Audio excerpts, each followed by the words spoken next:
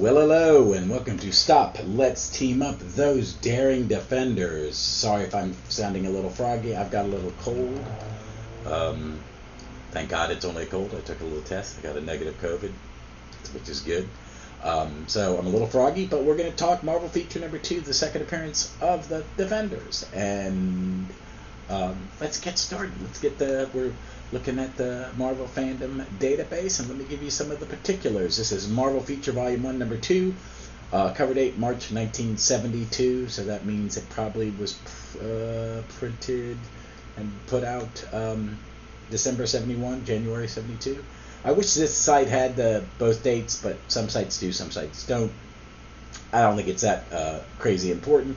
The cover art is by John Buscema, Frank Giacomo, John Romita, and Sam Rosen. I have a feeling it's one of those ones where different people are drawn by different people. They would do that from time to time. Written by Roy Thomas, penciler Ross Andrew, inker Sal Buscema, woohoo, letterer Sam Rosen, editor Stan Lee. The title of this story is Nightmare on Bald Mountain. Roll call is Dr. Strange, Submariner, Hulk. Supporting cast, we get to see Wong, Clea, and Tom Fagan from Rutalnd Vermont, a real person. And Rutalnd Vermont Halloween Parade has appeared in several comic books, and we'll talk about that a little bit. And the villain is Dormammu. I hope that is accurate. And let me read you the little synopsis. On Bald Mountain in Rutalnd, Vermont, worshippers of Dormammu summon their master. Dormammu demands that his followers that a sacrifice must be made on Halloween to facilitate Dormammu's entry into the earthly domain. Dormammu then demands that Stephen be used as the sacrifice. The followers attack Strange in his Sanctum Sanctorum in New York, and in spite of the best efforts of Strange, Clea, and Wong, Dr. Strange is subdued and captured by Dormammu's followers. Wong and Clea, then, with the aid of Strange's astral form, gather Namor and Hulk to save Strange's mortal body. Traveling to Rutland, where it's their annual Halloween parade, the group battles Dormammu's legions. During the battle, Strange confronts Dormammu in the dark dimension and fends him off, sealing the portal, and mystic explosion buries the followers of Dormammu, and the Defenders escape unscathed. I like this. It's a really basic kind of it's nothing fancy. It's not reinventing the wheel. It's a solid, fun Roy Thomas superhero comic because the main action is Dormammu's followers are going to reincarnate him. He's going to destroy the world. Strange is kidnapped as a sacrifice. Strange's associates, Clea and Wong, kidnap it, recruit Strange's fellow defenders to save the day. But there is a lot of business in it. And it's, again, I'm going to talk about Silver Age comics, and there's a lot more going on. There's a heavier page count, yes, but it's also, for me, is, 3 or 4 pages are setting up Dormammu's return. The 3 or 4 pages with Strange being kidnapped. The 3 or 4 pages of how Hulk and Submariner get recruited. Wong and Clea are given things to do. There's 3 or 4 pages of Roy Thomas's first wife Jean and Tom Fagan, all real people at the parade. So there's action. There's the police are chasing Submariner and Hulk through the town because they've been spotted on their way in. There's all this action happening throughout the story that is entertaining. That, yes, there's a lot of exposition, but there's also a lot of character thing that, Hulk and Submariner are given something to do. It's not just rush into action, which some comics can be. And that's what I really like about a lot of Silver Age comics. And I think comics like that there are comics like that today. I'm not saying that comics like that don't exist today, but I don't think they exist in this way because sometimes there's a little less tell, more show, and I think it should be pretty much show and tell equal. And that's a preference, and it's a personal preference. But I love this one. It was a lot of fun. I will want to talk about the art. I'm a big Ross Andrew fan, but when I think Ross Andrew, as I've said before, I think of his Spider-Man, because that's what I read mostly his era on Spider-Man. I do like the Sal Buscema art inks on this. I'm a big fan of Sal Buscema. I've been saying that. But I like him as an inker, and this is one of those times where I really like him as an inker. And I like Roy's script. I think this is a good comic book. It was good enough that this and the next one, it got its own series, which lasted 130 some issues. The Defenders are kind of forgotten team. They bring it back every once in a while. Al Ewing and has brought him back with Xavier Rodriguez. It's a follow-up to their Defenders, There Are No Rules, which I've raved about on Twitter. Xavier Rodriguez drew the history of Marvel Universe a couple years ago.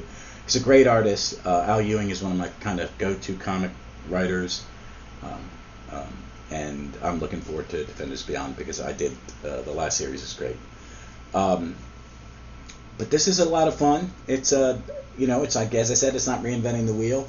If you like these characters, it's great. We're gonna see.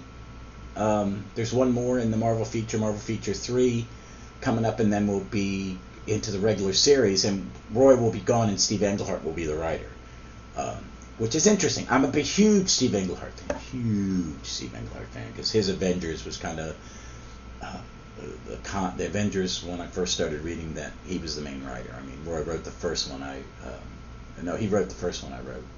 No, Roy wrote the first Avenger comic I read, but Steve Englehart took over after, and he did the Celestial Madonna stuff and the Avengers Defenders, which we'll read those. And I love that era of Avengers. I really love this early 70s Marvel stuff a lot. I'm realizing that as reading it how much this kind of shapes my my enjoyment of comics and why. And I like 80s comics, because I was a teenager in the 80s and then a young adult in the 80s. But it's these are really, the more I read from the early 70s, I see why I like what I like, what shaped my fandom, and why Roy is so important to it, why Steve Englehart's so important to it, why Sal Buscema is so important to it.